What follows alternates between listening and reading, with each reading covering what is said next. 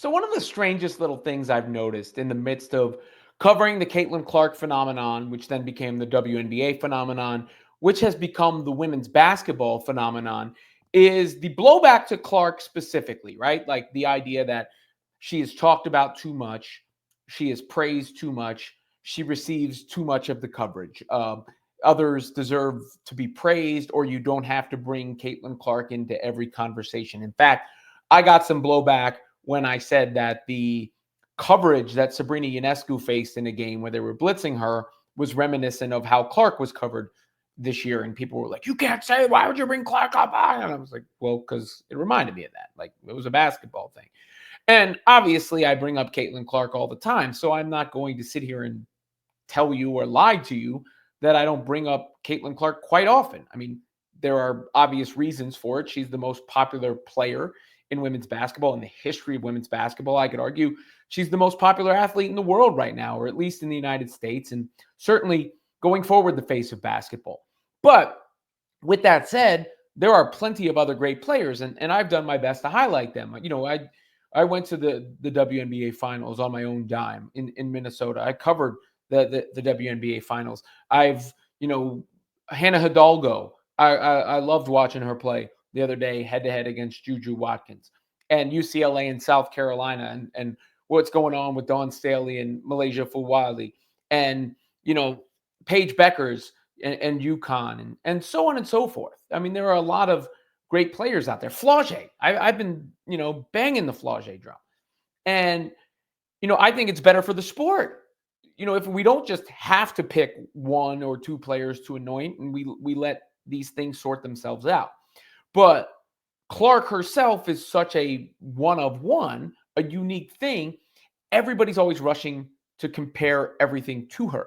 But what I find almost ironic about it is it's oftentimes a lot of the people who have the pushback to Clark herself have to use Clark to try to make their points to prop somebody else up.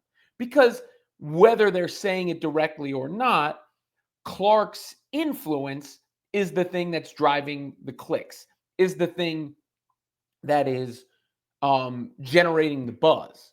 And they're aware.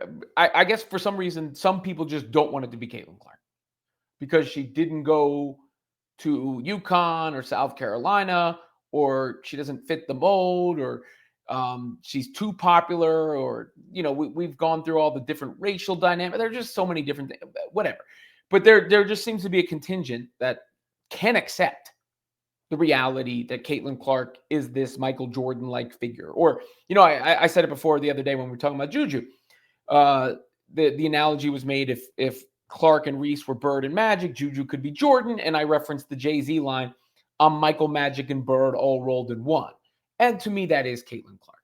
But I saw another clip of a TikTok or whatever it was that was propping up Paige Bueckers. And this was from Maria Rose. I don't know her.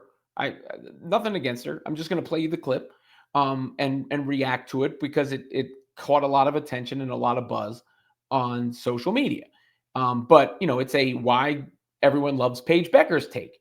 And it's great that everyone loves Paige Bueckers. But if you notice, there are, several mentions of Clark and almost borderline digs at Clark. The most universally liked person in sports. If you're into basketball, you know her as Paige Buckets. She was basically Caitlin Clark before Caitlin Clark. But if you don't know basketball, you've probably seen all of the edits of her talking about her aura, seen her at Fashion Week and stuff. But I think everyone needs to hear her story. So in October 2001, Paige Buckets was born, and she started playing basketball at just 5 years old, coached by her father, Bob, who was also a point guard back in the day. Fun fact, she was also a little league catcher, and she played football and soccer, but she loved basketball. By 7th grade, she was already playing with high schoolers, and by 8th grade, she was already on the varsity team. And then by her senior year, she was the first female high school player to be on the cover of Slam magazine and the #1 recruit in the country. She committed to UConn, and the hype was real. Analysts called her the most talked about recruit since Breanna Stewart.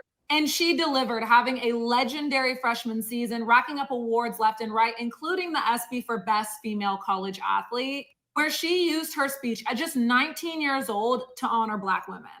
In see, Paige's parents divorced when she was just 3 years old and later remarried and had more children.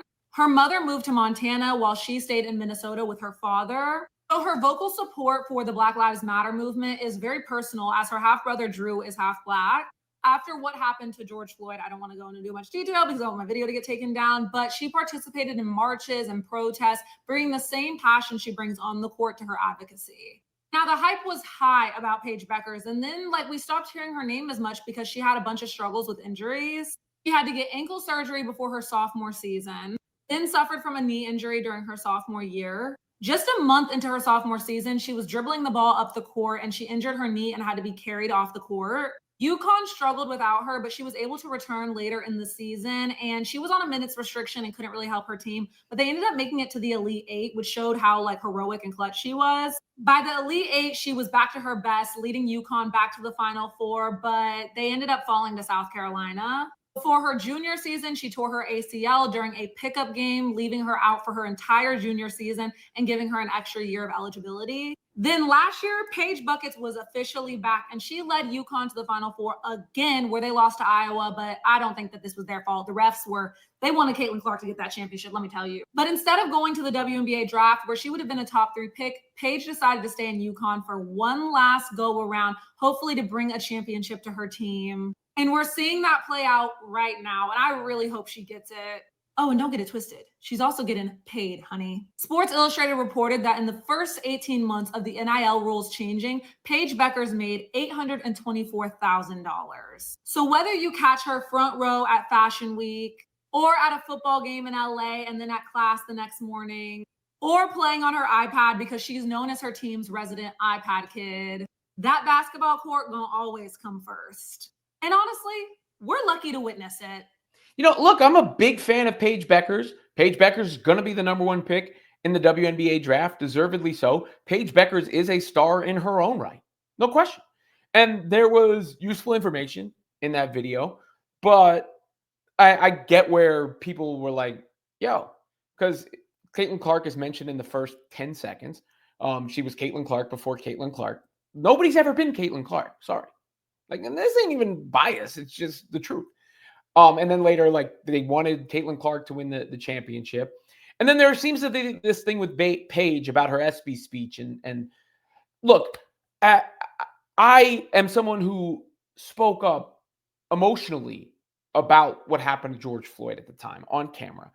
So I feel that. I feel for my fellow human beings.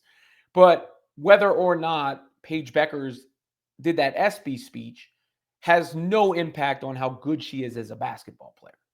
It doesn't matter. It can certainly factor into how much you like her. There is I have no problem with that. But it doesn't make her better at basketball. And that's the thing. She hasn't proven she's better at basketball than Caitlin Clark by any way you can measure it, other than people hoping she's better. And the same goes for a lot of these other players. Now, Paige Paige was probably the first real high school talent. So in that sense, she was, I want to say Caitlin Clark before Caitlin Clark, because no one could ever be the Caitlin Clark phenomenon, but she was the chosen one at one point in time. And she is a tremendous player. She can do it all. She sees the floor. She could score from the mid-range. She could shoot. She has focus. She's, seems to be a great leader. There's nothing not to like about Paige Bueckers. I agree with that premise. Let me just say, I guess that's the best way to sum it up. I agree with the premise. There's nothing to not like about Paige Bueckers. But for all the blowback Clark fans get for mentioning Caitlin Clark, it seems like whenever somebody is trying to talk about someone who isn't Caitlin Clark and give them credit, they can't do so without tying it in to Caitlin Clark, which tells you most of what you need to know. That's not Paige Bueckers' fault, by the way.